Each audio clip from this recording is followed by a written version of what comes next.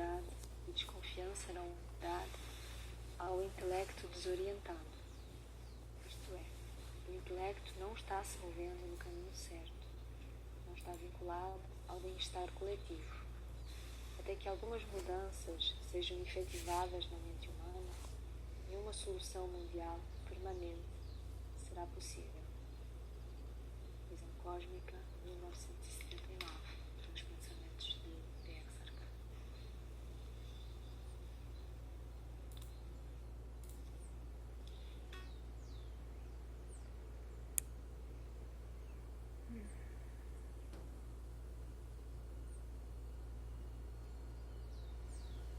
Namaskar.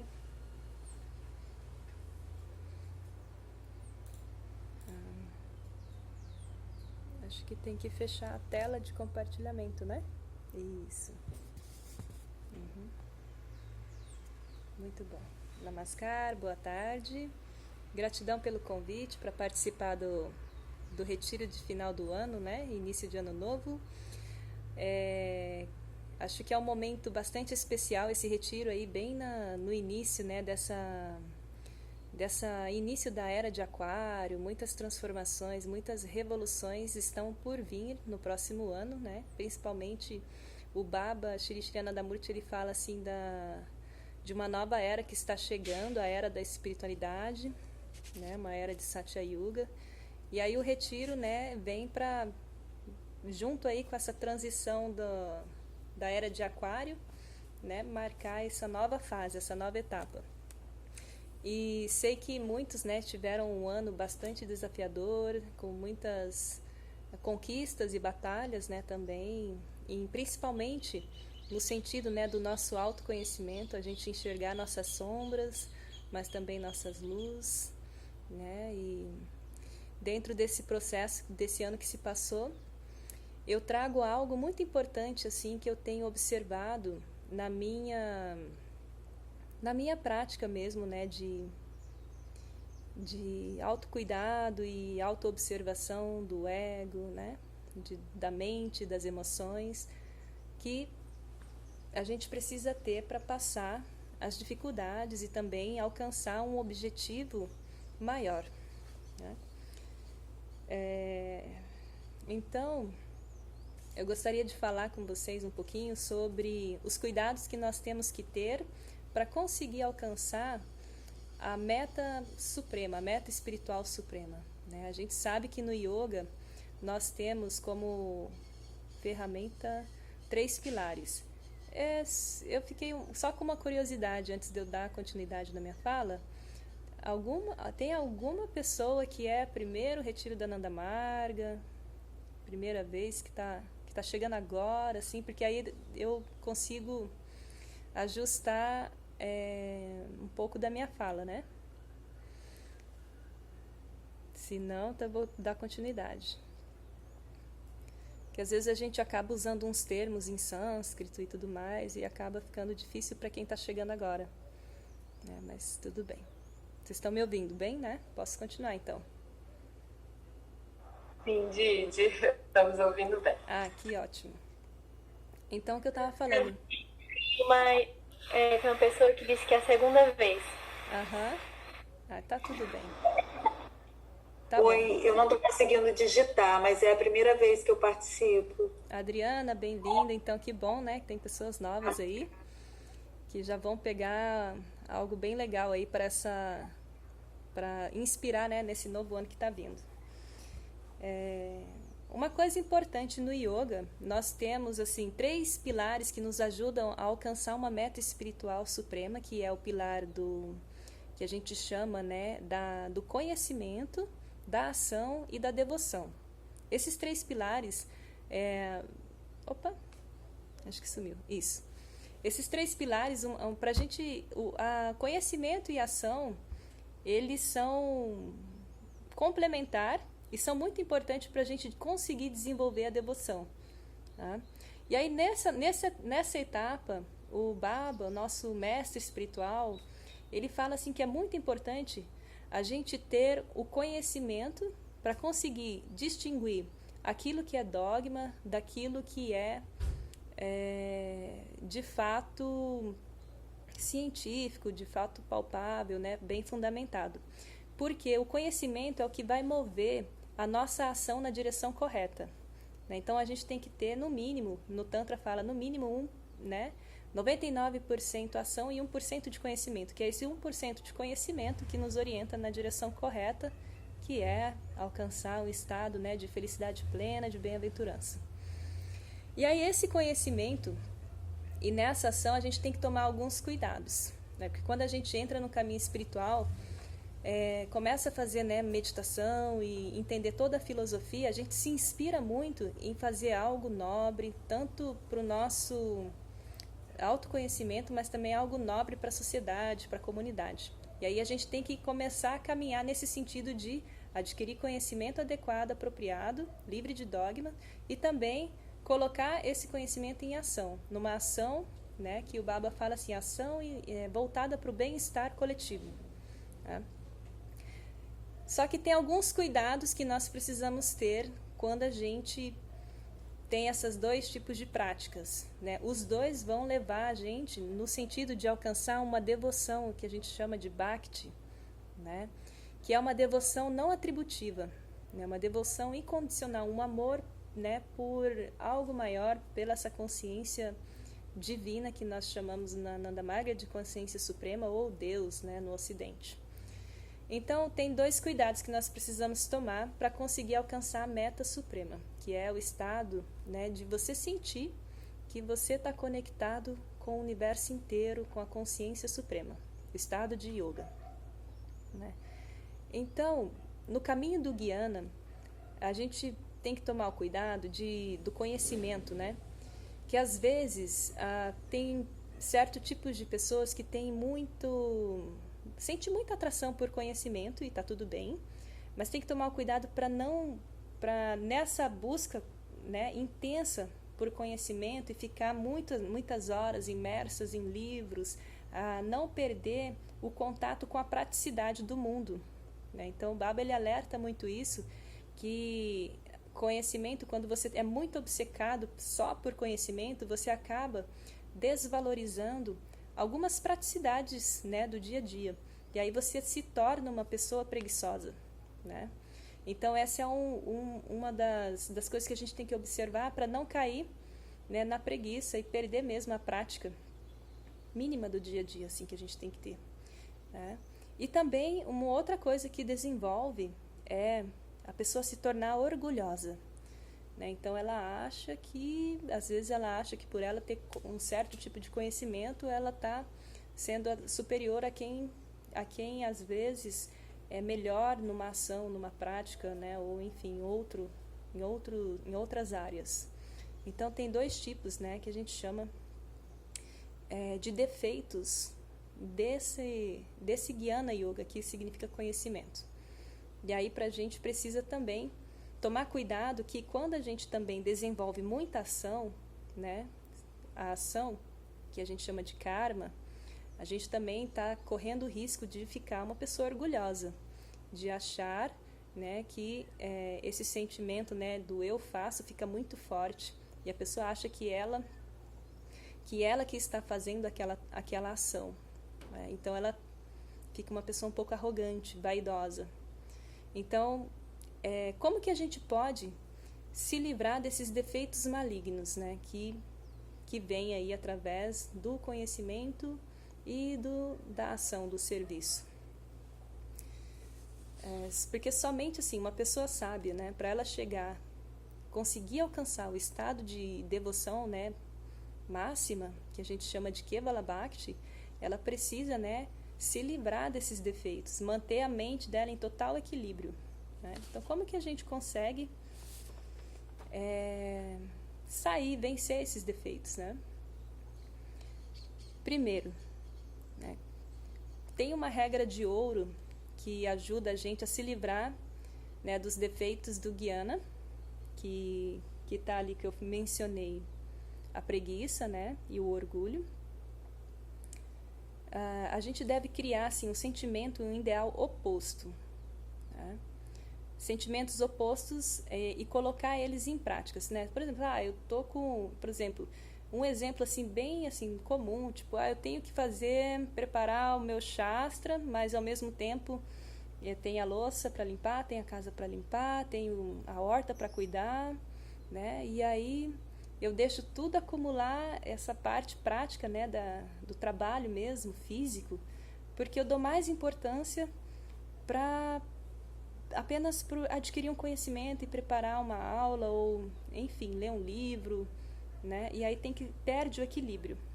Então eu tenho que criar ideias opostas no sentido que não, uma casa limpa, uma louça bem limpa também cria condições apropriadas, né, para mim ter um equilíbrio, né, emocional, psíquico ali. O Baba fala muito da importância de Shaucha, purificação, né, corpo, mente, ambiente. Então esses detalhes pequenos é importante. Então a sugestão que temos é a gente criar sentimentos e ideais opostos e colocá-los em práticas, né? E aí, para vencer essa preguiça, né, é recomendado fazer muito trabalho mesmo. É como a gente falou, assim, o Tantra ele é 99% prática, né, ação, 1% conhecimento. Só que esse trabalho não é qualquer trabalho, né? É um trabalho mesmo, assim, considerado trabalho, é um tipo de trabalho que gere bem-estar coletivo, né, que gere um bem-estar para a sociedade. E aí tem um ditado, né, que fala assim, o trabalho é Brahma, portanto, trabalhe mais e mais e mais. Brahma é consciência suprema, né? O Baba mesmo, nosso mestre espiritual, ele fala assim, se você quer me conhecer, né, faça o meu trabalho, cumpra a minha missão. Aí você, né, vai conhecer quem foi. Então, esse tipo, quando você começa a trabalhar no sentido de gerar o bem-estar coletivo, você realmente está fazendo, está se salvando daquela condição de letargia, né? E aí tem essa parte, né, do orgulho, ele é dividido em 3 categorias, que a gente chama assim, orgulho seria ahankara, né? Ou seja, o ego, nós podemos ver o ego se manifestar, dividir em 3 categorias de manifestações, né, dentro aí do conhecimento e da ação. A primeira delas é a Abhimana. A Abhimana é um tipo de defeito que a pessoa ela sente assim, ela pensa que ela merece mais do que aquilo que ela recebe, né? Ela pensa que ela merece mais do que aquilo que ela recebe e aí, consequentemente, ela vai desenvolver uma atitude autoritarista. Ela vai ficar muito autoritária para com todo mundo que está ao redor dela, né? Como se ela fosse a voz da verdade, né? E nesse defeito, né, a gente pode ter assim, o grande perigo é que a pessoa ela vai perdendo o discernimento, né? É como se ela fosse uma pessoa bêbada, né, que perde o discernimento e ela começa, né, a perder a sua sabedoria, o seu intelecto. Ela começa a agir de uma forma irracional. E isso é visto assim como uma grande ameaça, né, às virtudes humanas. As virtudes humanas, porque quando tu perde, né, o seu discernimento e a sua racionalidade, você está diminuindo assim do nível da condição humana, caindo num nível muito mais inferior, que é um estado, né, animal, assim, né? Porque o que difere a gente dos animais, dos outros seres, é a nossa capacidade de discernimento e também, né, do nosso intelecto, a nossa racionalidade. Então, esse defeito de Abhimana, ele ameaça nesse sentido, né? Então, a gente tem que tomar muito cuidado, né, com esse tipo, né, de psicologia. Dentro, às vezes é imperceptível, mas a gente tem que ficar de olho, né? Quando a gente toma consciência que existe isso, que isso pode acontecer, fica mais fácil a gente identificar quando está ocorrendo, né? E a segunda característica de Ahankara é o Gaurava. Gaurava é autoengrandecimento. Autoengrandecimento é quando a pessoa, por exemplo, ela tem uma flor no quintal dela, né? E aí ela fala que a flor do quintal dela é do tamanho de um balão mas na verdade, quando você vai lá ver, a flor dela é do tamanho de uma bolinha de ping-pong. Né? Então, ela expõe demais a imagem dela. Ela projeta exageradamente essa imagem dela. Né? E isso é um vício, uma das piores defeitos, assim, né? Que leva a gente num estado mental muito inferior e muito bruto mesmo. O Sri Sri Anandamurti explica assim, que no nível de consciência, nós temos 6 níveis sutis, né, para elevar a nossa consciência, mas também, se a gente não cuida, a gente pode cair num retrocesso, né, de 6 níveis inferiores de consciência. Então, esse Gaurava é muito perigoso porque ele te leva nas piores, mais inferiores níveis de consciência, né, quando você tem esse autoengrandecimento muito forte. E o terceiro, né, a terceira característica é o pratistar. Pratistar é quando a pessoa ela deseja se tornar conhecida. Ela tem sede por reconhecimento, busca fama e espera que todo mundo respeite ela. Né? Então é um estado mental que fica comparado ao estado de um mendigo. O mendigo ele normalmente pede dinheiro, né? E essa pessoa que tem esse defeito de pratistar está pedindo reconhecimento e respeito, né, das pessoas, está esperando isso, ela deseja, e isso não tem nenhum sentido, né, não tem nenhum valor. Então fica comparado assim a mente de um mendigo que está sempre pedindo algo que não faz sentido para as outras pessoas darem isso. Né? Então ela está sofrendo desse anseio por prestígio. Né? Então essa é a terceira característica, né, de pratistar aí do ego. E aí como que a gente faz, né, para curar a mente, sair dessa psicologia, né, do ego, do ahankara? A gente tem algumas orientações, né, que ajudam a gente a curar esse estado de mente. O Baba ele fala assim que uma pessoa, quando ela está sofrendo de um desses 3, ela realmente precisa de um tratamento psíquico. Né? Ela precisa de uma ajuda, de um tratamento psíquico, porque isso é considerado como uma enfermidade mental. Então, existe, né, uma orientação de tratamento deixada por Chaitanya Mahaprabhu, que foi, né, o fundador ali que trouxe para nós o mantra do Hare Krishna, né, enfim.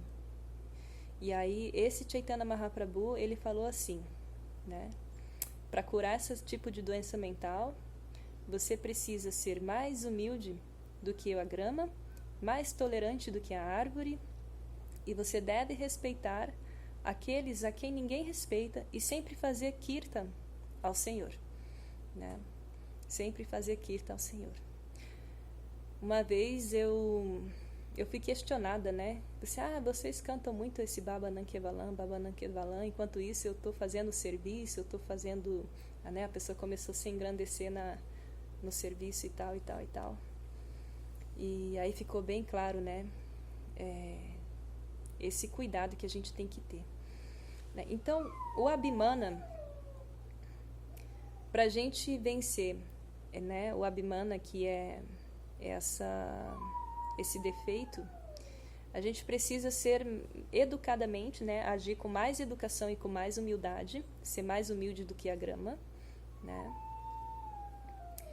E para a gente desenvolver mais a tolerância também, né? A gente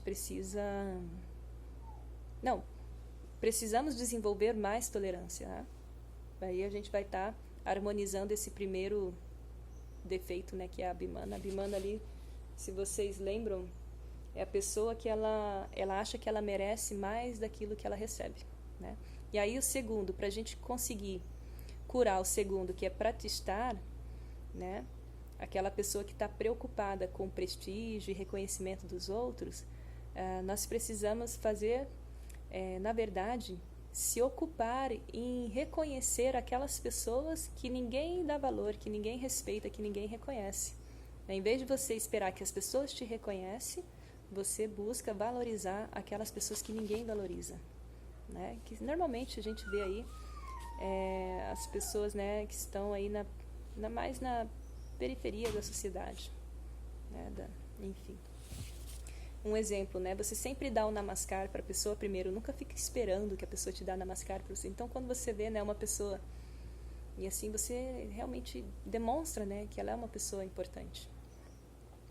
E aí, Gaurava, né, o outro terceiro, para a gente vencer e harmonizar esse sentimento de Gaurava, né, que é aquela vaidade, busca por arrogância, é uma pessoa arrogante que está buscando auto-engrandecimento, né, a gente pode...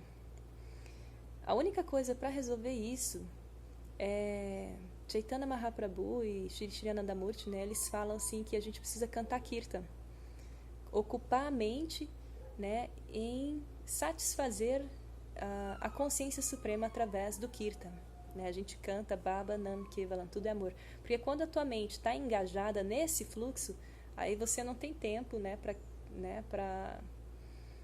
para criticar o outro, para julgar o outro, né, e se comparar, enfim, né, você não tem tempo para isso. Então, ocupa a mente no Kirtan. Né? Então, o Baba fala assim, portanto, a gente, como aspirante espiritual, né, a gente tem que ter um esforço sempre constante para se livrar dessa letargia, né? E também para se livrar desses tipos, né, desse defeito do ahankara, do ego, dentro ali da ação e do conhecimento. Porque somente se livrando, né, harmonizando esse estado, né, psíquico, a gente consegue melhor desfrutar do Gyana, do conhecimento, fazer uma ação verdadeira, né, de bem-estar à sociedade e alcançar um estado de devoção mais elevada possível, né, que a gente chama de Kevala Bhakti. Então, aí sim, somente porque assim, nesse movimento, né, de busca que nós temos para a perfeição, de busca por essa consciência suprema, por esse estado de felicidade, a gente tem que chegar no caminho final, o caminho final, a reta final é a devoção. E para a gente desenvolver ela, a gente vai ter que fazer muita ação, vai ter que fazer mais ação do que o conhecimento. Né? E aí eu trouxe, né, essa fala toda para a gente ter esse olhar cuidadoso, né, com a psicologia que a gente vai desenvolvendo dentro desse processo todo, dessa jornada. Então, primeira coisa, ter sempre, né, um espírito, um olhar assim, né, de humildade, né, muita paciência e tolerância, né, e também se preocupar, né, em valorizar aquelas pessoas que ninguém valoriza, né, os oprimidos, as minorias, né,